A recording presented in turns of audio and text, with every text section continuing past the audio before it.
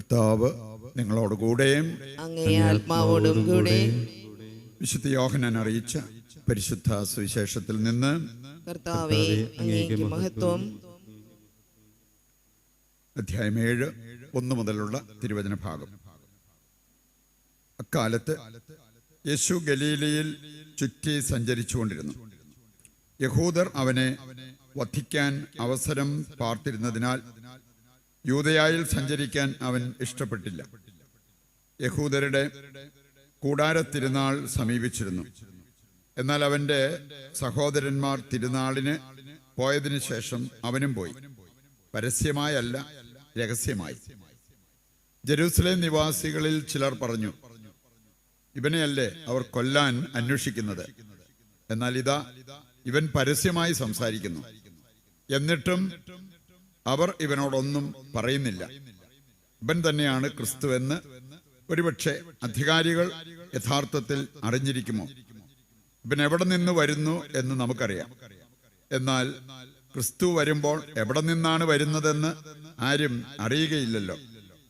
ദേവാലയത്തിൽ പഠിപ്പിച്ചുകൊണ്ടിരുന്നപ്പോൾ യേശു ഉച്ചത്തിൽ പറഞ്ഞു, ഞാൻ ആരെന്നും എവിടെ നിന്ന് വരുന്നുവെന്നും നിങ്ങൾക്കറിയാം. എന്നാൽ ഞാൻ സ്വമേധയാ വന്നവനല്ല, എന്നെ അയച്ചവൻ സത്യവാനാണ്. അവിടുത്തെ നിങ്ങൾക്ക് അറിഞ്ഞുകൂടാ, എനിക്ക് അവിടുത്തെ അറിയാം. എന്നാൽ ഞാൻ അവിടുത്തെ അടുക്കൽ നിന്ന് വരുന്നു, അവിടെ നിന്നാണ് എന്നെ അയച്ചത്. അവനെ ബന്ധിക്കാൻ അവർ ശ്രമിച്ചു, എന്നാൽ ആർക്കും അവനെ പിടിക്കാൻ കഴിഞ്ഞില്ല. അവന്റെ സമയം ഇനിയും വന്നിരുന്നില്ല. കർത്താവിന്റെ സുവിശേഷം. ക്രിസ്തുവേ, അങ്ങേക്ക് സ്തുതി.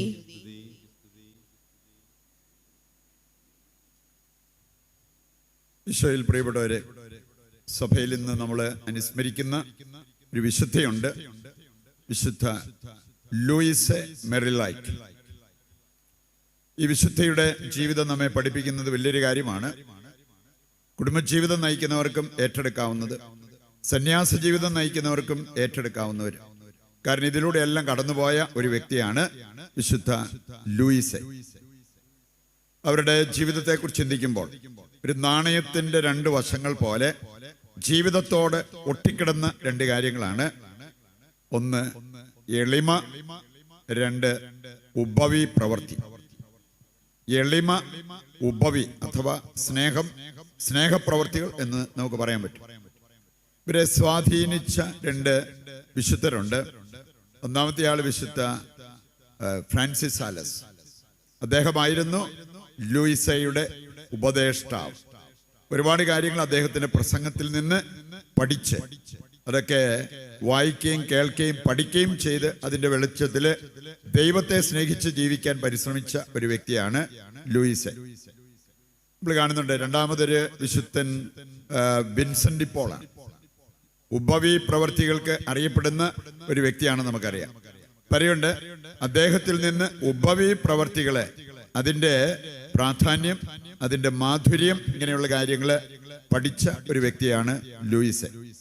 അതുകൊണ്ടാണ് ഈ 2 കാര്യങ്ങൾ തന്റെ ചങ്കോട് ചേർത്ത് പിടിച്ച് ജീവിതത്തിൽ മുന്നോട്ട് പോകാൻ സാധിച്ചത്. ഒരു 3 വയസ്സ് പ്രായമുള്ളപ്പോൾ അമ്മ മരിച്ചു, അപ്പൻ പുനർവിവാഹം ചെയ്തു. അങ്ങനെ പലവിധ അനുഭവങ്ങളിലൂടെ കടന്നുപോയി. ഇതിനുശേഷം ഇവളും വിവാഹിതയായി, ഭർത്താവ് മരിച്ചു. പിന്നെ ഒരു പുനർവിവാഹത്തെക്കുറിച്ച് ചിന്തിച്ചില്ല.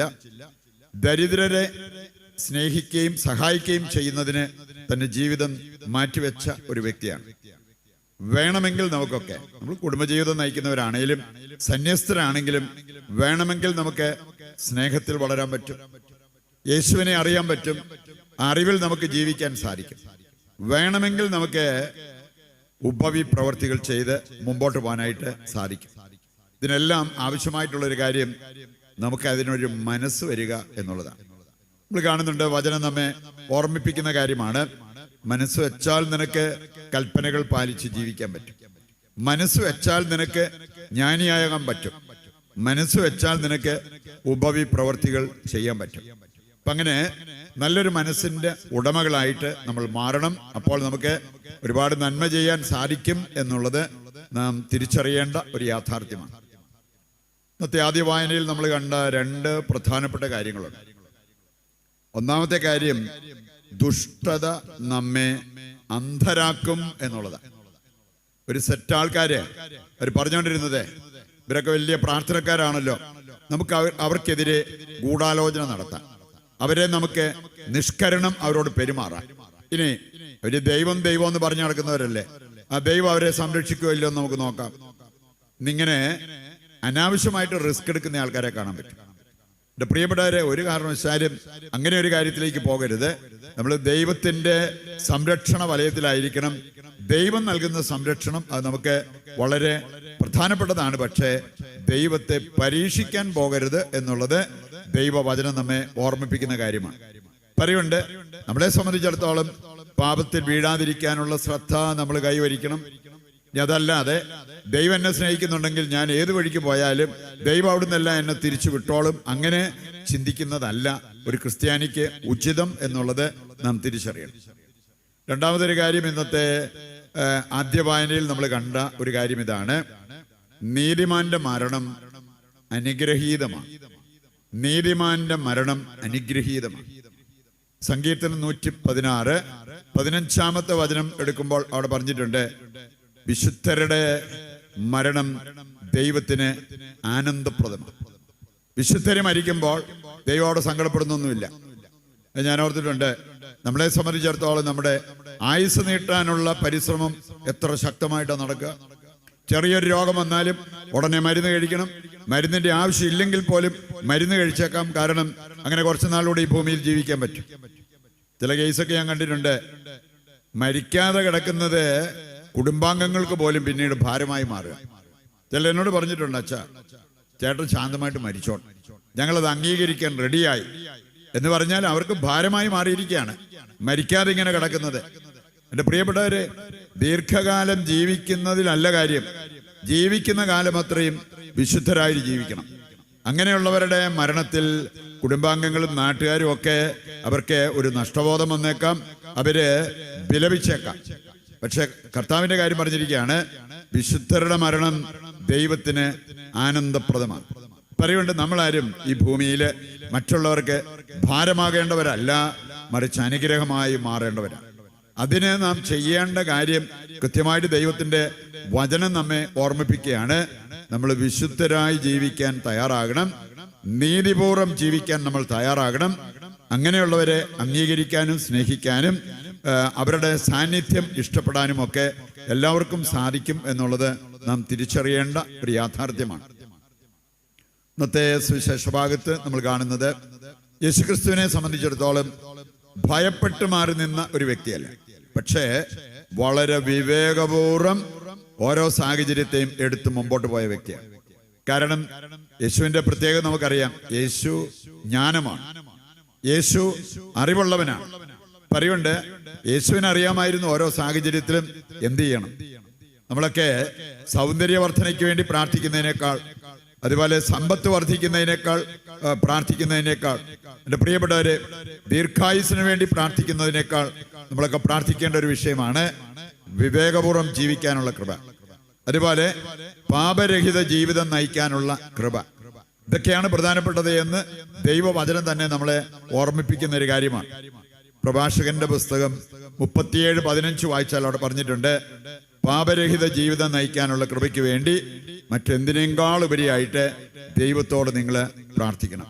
പറയുണ്ട്, രാവെന്നോ പകലെന്നോ ഇല്ലാതെ ദൈവത്തോട് നമ്മൾ പ്രാർത്ഥിക്കേണ്ട ഒരു വിഷയം, കർത്താവേ പാപത്തിൽ നിന്ന് എന്നെ കാത്തുകൊള്ളണമേ. ഇനി പാപത്തിൽ നിന്ന് നമ്മെ സംരക്ഷിക്കാനുള്ള പ്രധാനപ്പെട്ട ഒരു കാര്യം, സങ്കീർത്തനം 119 11-ാമത്തെ വചനം എടുത്താൽ നമുക്ക് കാണാൻ പറ്റും.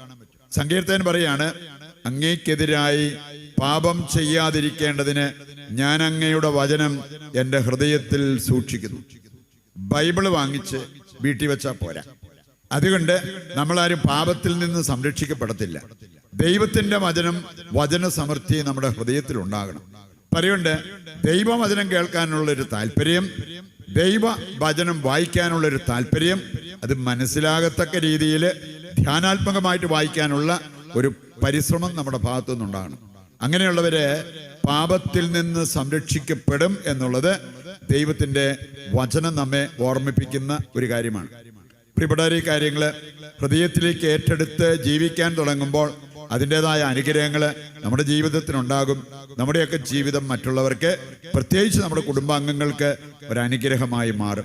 അതിനുവേണ്ട കൃപയ്ക്കും അനുഗ്രഹത്തിനുമായിട്ട് ഇന്ന് ബലിയർപ്പിച്ച് ദൈവത്തെ ആരാധിക്കുമ്പോൾ ദൈവത്തോട് നമുക്ക് പ്രത്യേകം പ്രാർത്ഥിക്കുകയും ചെയ്യാം.